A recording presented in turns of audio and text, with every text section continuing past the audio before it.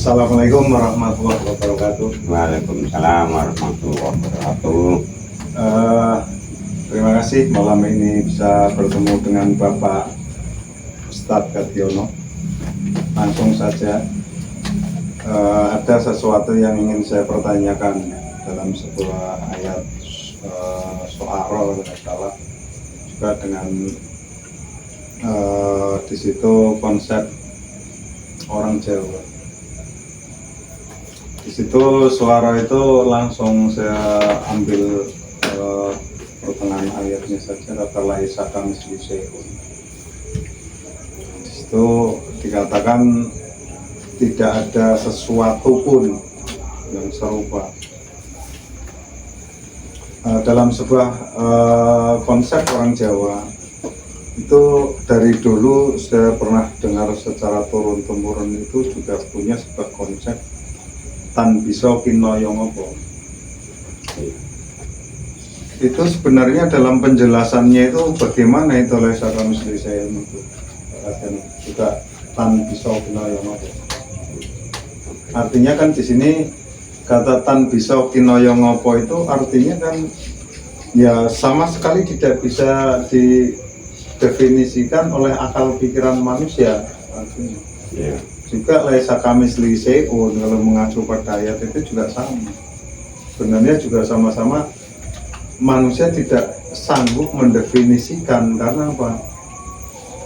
Tidak bisa diserupakan dengan apapun. Ya artinya lah, akan tetapi dalam sebuah Al-Quran juga akhirnya terjadi sesuatu yang bersifat paradok. Karena dikatakan laisa kamitslihi syai'un, pada satu sisi juga punya nama, punya sifat. Itu kan pada akhirnya menjadi sesuatu yang paradok. Itu bagaimana paradok ya? Anggap saja membingungkan lah. Oke. Itu bagaimana penjelasannya? Oke. Terima kasih. Assalamualaikum warahmatullahi wabarakatuh. Selamat malam pada semua hadirin dan juga para pendengar setia mungkin yang bisa mengikuti pada malam ini, yang mana malam ini menjawab atas pertanyaan, yaitu tentang Tuhan yang mana definisi Tuhan itu laisa kamitslihi syai'un.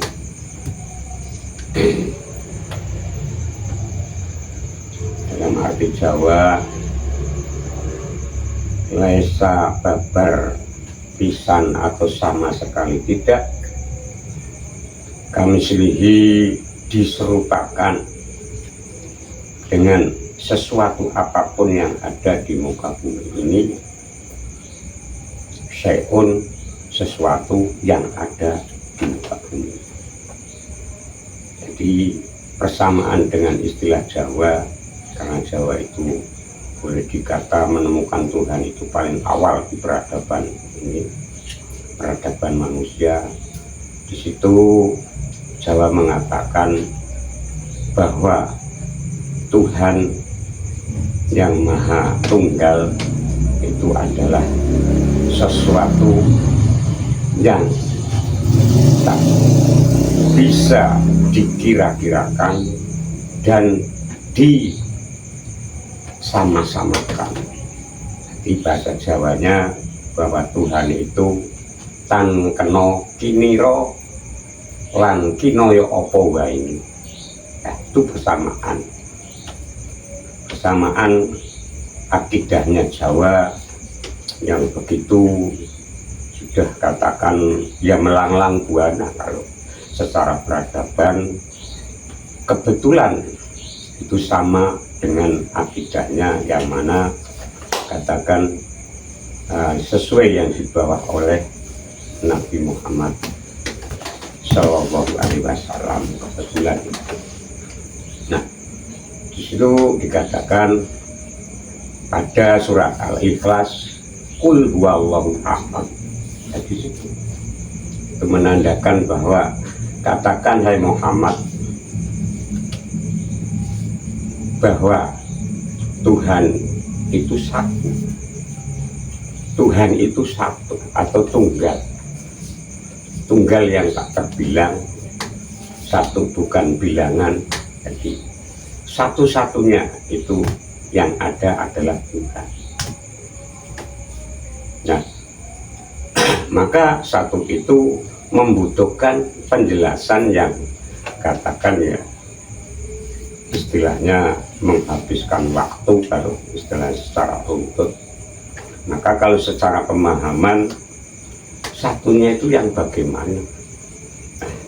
Maka di sisi lain untuk menjelaskan Tuhan itu yang katakan laisa kamitslihi syai'un, yang dikatakan Allahu ahad atau walam yakul lahu kufuwan.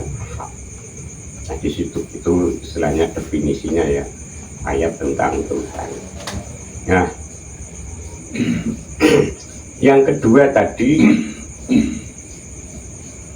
kenapa Tuhan itu kok terus keluar ada sifat itu? Kan itu yang dipertanyakan. Lah, karena manusia butuh tentang penjelasan tentang Tuhan, maka yang tadinya katakan kedudukan asli kemahasuciannya, sucinya yang tidak bisa disama-samakan, karena nggak ada yang lain selain Dia. Lah berarti istilahnya kalau kita tidak meminjam sifat yang ada di bumi ini, itu bagaimana untuk menjelaskan tentang Tuhan yang maha suci? Nah, maha suci itu artinya yang sejatinya maha suci dari persifatan, dari zat dan afal sifatnya, atau istilahnya secara keseluruhan, itu yang diartikan maha suci itu. Karena Tuhan itu hanya adanya itu tunggal tadi. Nah, ini yang masih katakan perlu pendetilan tentang penjelasan itu sendiri. Nah, sehingga kader-kader atau penerus-penerus spiritual itu tidak, kesannya tidak membingungkan. Tadi dibilang maha suci kok terus bersifat, karena sifat itu tujuannya untuk menjelaskan agar istilahnya mudah dipahami. Suatu bentuk kalau tidak diterangkan melalui sifat, terus bentuknya atau warnanya atau afalnya, lah bagaimana akan memahami sesuatu itu? Lebih-lebih ini sesuatu itu untuk diimani sampai keimanan itu sendiri. Lah itu maka timbullah katakan persifatan-persifatan itu hasil pinjam dari sifatnya makhluk itu sendiri. Itu yang sebenarnya itu. Jadi antara yang bersifat tidak bersifat, ya tujuannya itu istilahnya wujudnya adalah satu. Itu. Nah, yang dikatakan bersifat itu manifestasinya Tuhan yang untuk menjelaskan dirinya Tuhan. Sehingga itu menarik sekali tadi bahwa sifat itu maupun nama itu tadi dikatakan pinjam. Iya. Hasil dari pinjaman. Tentunya sebuah pinjaman di sini juga kayaknya kalau saya lihat ada persoalan yang memang mengharuskan untuk meminjam sebuah sifat maupun nama tersebut. Bisa jadi pada masa lalu itu karena Tuhan itu sudah diwujudkan pada sesuatu bentuk, misalnya patung. Ya. Itu tidak bisa dipungkiri bahwa di Arab sendiri itu kan banyak sebuah keyakinan, ada ya penyembah berhala, penyembah api, penyembah matahari. Apalagi di situ menunjukkan bahwa di Mekah, di Ka'bah itu sendiri pada masa Nabi Muhammad juga ada patung itu sekitar berapa ratus patung. Ya. Ya artinya di situ memang peradaban pada waktu itu Tuhan sudah diserupakan dengan sebuah bentuk manusia. Iya. Artinya, Iya. artinya di situ berarti sifat itu tetap dipakai dan nama mungkin, Iya. kan tetapi cuma perwujudannya saja yang dihilangkan Iya. pada akhirnya. Ya. Ya, perbentukan atau wujudnya sifat itu sendiri. Iya. Karena tentang sifat itu kan karena tidak bisa katakan dijelaskan secara konkret, Iya. baik diukur secara ukuran bentuk maupun ukuran warna maupun ukuran sifat. Nah, itu kan nggak bisa karena itu istilahnya nama-nama yang gaib, artinya sifat. Nah, maka kalau udah bicara sifat tentunya itu membutuhkan yang disifati. Nah, tujuannya atau istilahnya subjeknya itu adalah Tuhan. Nah, maka di situ penjelasan disandarkan, seakan-akan disandarkan pada yang disifati yaitu mausuf. Jadi contoh misal bahwa Allah itu Rahman Rahim. Nah, Rahman Rahim itu kan istilahnya sifat. Nah, setiap sifat itu jelas katakan bersandar pada mausufnya. Maka lah mausufnya siapa itu kan? Ya mausufnya Tuhan itu. Nah, padahal di sisi lain yang sebenarnya Tuhan itu nggak bisa dijangkau oleh suatu apapun, maka maha kesuciannya itu yang mutlak itu. Nah, bicara sifat berarti kan bicara tentang bagian atau manifestasinya Tuhan itu. Nah, sehingga begitu katakan Tuhan itu disifati semakin mudah dijelaskan pada saat itu, apalagi saat itu katakan kan ya saat-saat katakan pendidikan manusia atau serapan akal manusia masih terbatas, sehingga kalau istilahnya menyebut sesuatu ya harus ada sosoknya, ada sifatnya kan gitu. Maka pada waktu itu katakan istilah pinjam itu terjadi, namun kata pinjam itu ya selama inilah katakan selama ini jarang dibongkar, sehingga ibarat orang pinjam itu lalai tidak mengembalikan. Lah ini repotnya begitu. Ya artinya di situ kalau saya melihat kan banyak di Al-Quran itu bahwa di situ menjelaskan bahwa Allah itu yang maha di situ Rahman Rahim, dan juga memberikan rezeki. Juga Allah itu dikatakan juga maha mengazab. Artinya di situ pendekatan-pendekatan sifat yang dilekatkan pada Tuhan itu juga sebenarnya untuk mengubah sebuah perilaku ya, atau paradigma atau perilaku psikologi manusia artinya. Iya. Yang jelas karena manusia katakan daya pikir manusia itu kan nggak ujuk-ujuk istilah langsung sempurna. Mungkin pemikiran manusia datangnya kan juga bertahapan. Ya kita nggak bisa pungkiri katakan manusia dulu dari Adam sampai sekarang kan prosesnya sama. Proses untuk cara berpikir.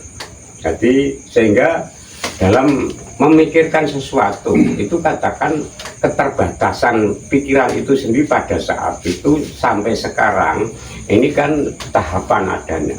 Nah sehingga katakan pada saat katakan Kanjeng Nabi Muhammad dinobatkan sebagai Rasul pada saat itu, nah itulah terjadinya istilahnya apa ya, suatu pergeseran akal manusia pada saat itu, masa jahiliyah dan masa istilahnya kecerdasan di situ. Nah, di situ mulai lahir katakan kesempurnaan manusia berpikir tentang Tuhan. Nah, itu terjadi. Oke, terima kasih. Maliki mau menambahi barangkali? Saya nggak bisa menambahi, Atau mungkin tanya saja. Yang saya tanyakan itu dari orang tua itu, orang-orang dulu misal bahwa orang pengen hidup yang benar dan punya keyakinan yang benar, kok disuruh mencari guru sejati. Itu guru sejati itu yang bagaimana? Bahkan di situ katanya bisa menemukan Tuhan harus mencari gari kangkung, ada susu angin. Itu jelasnya bagaimana? Saya kecer itu belum bisa mengerti apa yang disuruh orang-orang dulu. Dan begitu saja yang saya tanyakan. Oke, terima kasih atas pertanyaannya. Guru sejati atau sejatinya guru. Bicara istilah sejati itu artinya keaslian atau asal usul. Sehingga kalau bicara asal usul atau kesejatiannya, guru sejati siapa? Lah, kita awali untuk memahami guru sejati karena kita sebagai makhluk, guru sejatinya manusia ya roh itu sendiri. Roh itu sendiri, tapi bukan sebatas roh. Yang kita perlu dalami adalah istilahnya pengertian tentang roh yang ada dalam diri kita ini. Nah, ini kalau bahasa katakan Kanjeng Nabi dalam hadisnya, man arafa nafsahu faqad arafa rabbahu. Barang siapa yang kenal pada rahasia diri atau hakikat dirinya, tentu akan kenal pada Tuhannya. Nah, itu mengandung pertanyaan, artinya apa? Hakikat diri itu yang bagaimana? Nah, ini untuk katakan mengenal roh yang ada diri kita, itu diawali dari sebutan itu, dari hadis suci yang semacam itu. Maka jadi hidup kita itu hanya sebetulnya kita dihidupkan nggak hanya cukup makan, tidur, dan lek saja. Jadi terutama kita diberi hidup, kalau kita sudah sadar bahwa hidup itu suatu anugerah, tentunya kita akan bangkit pemikiran atau akal sehat kita atau rasa kita. Kita menerima anugerah itu, siapa yang memberi anugerah itu? Lah, itulah mulai ada katakan rasa yang berontak atau istilahnya menuntut, istilah ingin ketemu adanya tadi guru sejati. Kalau udah situ nanti Tuhan itu sendiri. Nah, itu hanya sebuah katakan kosakata saja atau sebuah bahasa yang harus kita kaji kedalamannya. Karena bahasa itu penuh rahasia.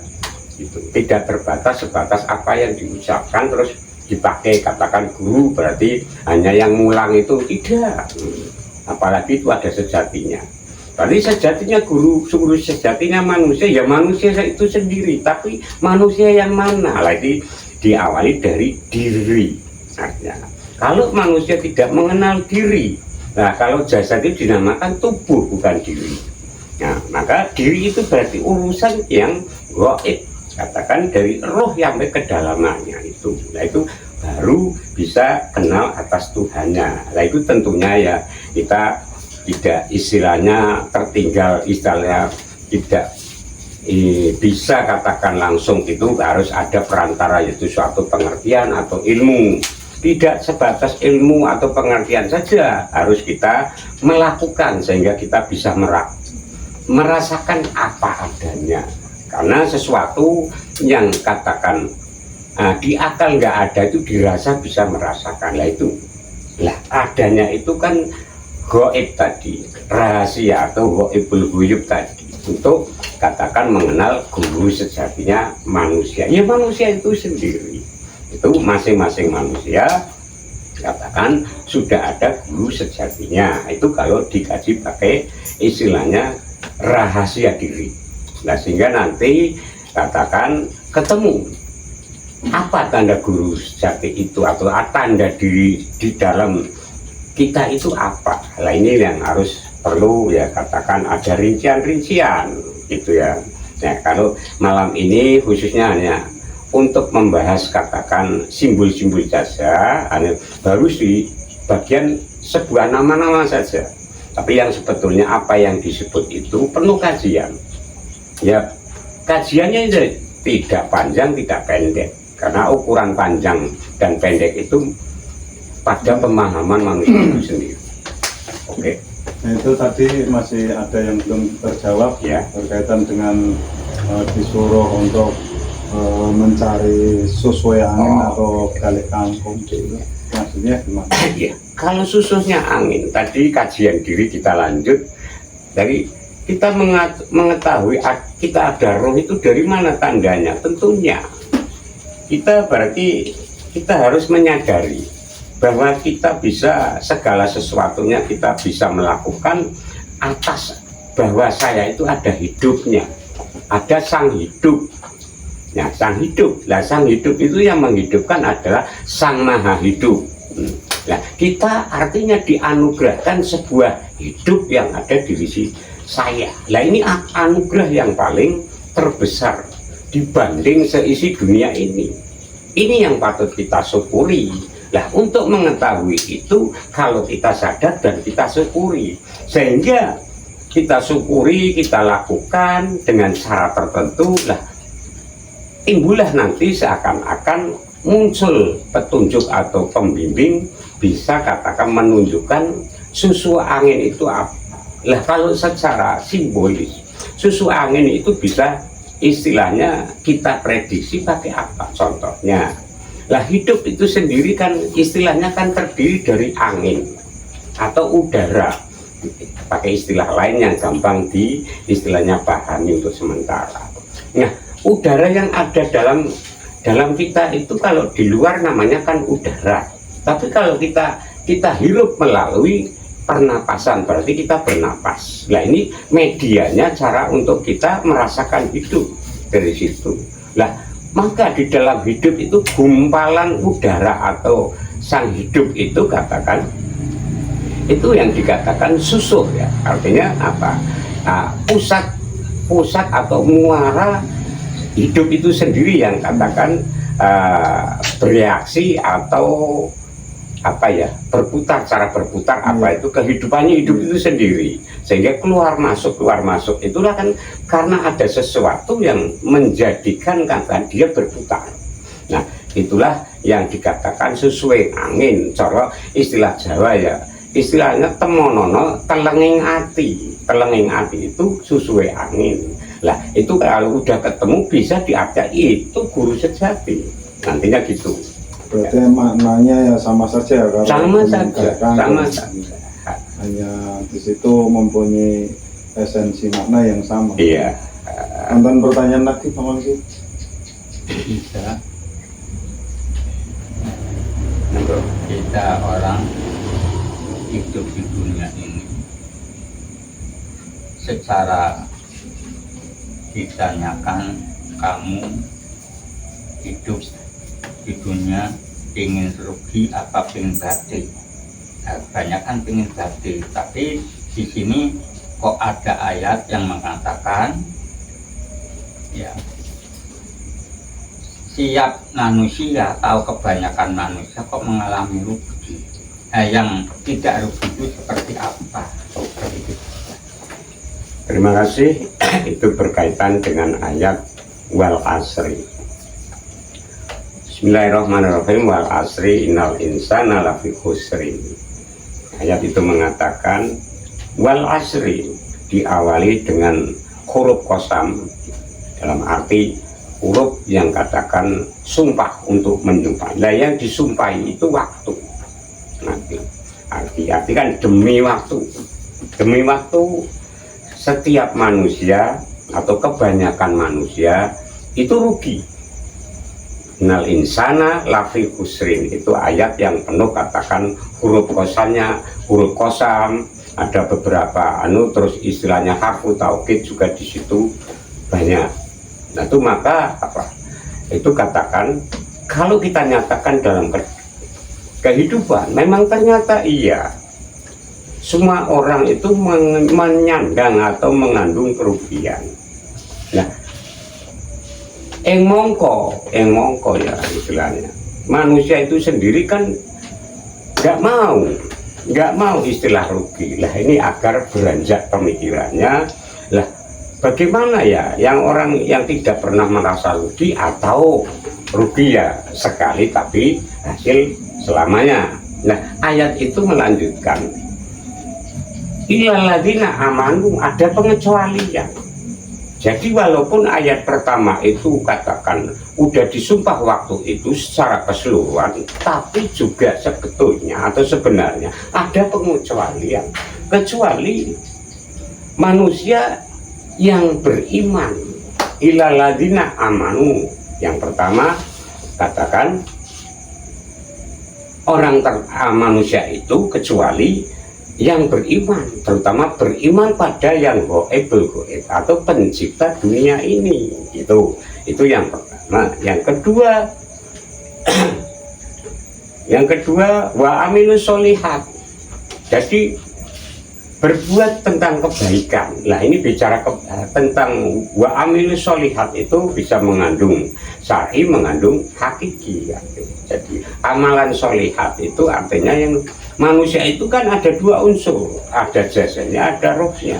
Berarti bicara amilus sholihah, ya harus keduanya, harus berbuat baik, baiknya roh dengan Allah bagaimana, baiknya jasad dengan Allah dan manusia bagaimana. Lah ini juga mengandung kajian. Sebetulnya tiap ayat itu mengandung kajian. Itu kalau memang istilahnya dibutuhkan kemakrifatannya tentang surat itu. Nah, sehingga yang ketiga yaitu apa tadi, alladzina amanu illalladzina amanu wa amilus sholihati wa tawassaw bil haq.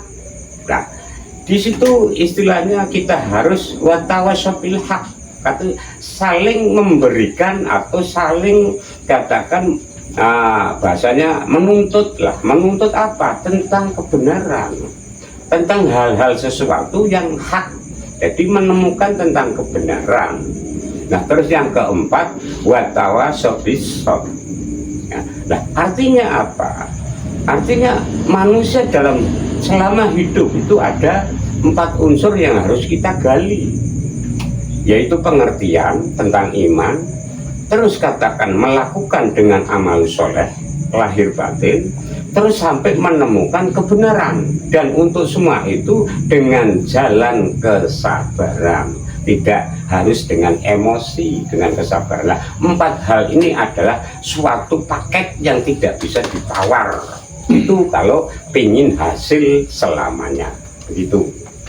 Oke, terima kasih. Saya kira sudah cukup dan sangat luar biasa sekali, karena kajian apa yang disampaikan Bapak Ustadz Ardhiono sangat mendalam dan menyentuh pada esensi seperti apa yang saya tanyakan tadi. Juga pertanyaan-pertanyaan dari Bapak Maliki juga sangat luar biasa, karena di situ pada akhirnya saya paham apa itu yang dimaksud sesuai angin atau balik kangkung. Terima kasih Bapak Ardhiono. Assalamualaikum warahmatullahi wabarakatuh. Waalaikumsalam warahmatullahi wabarakatuh.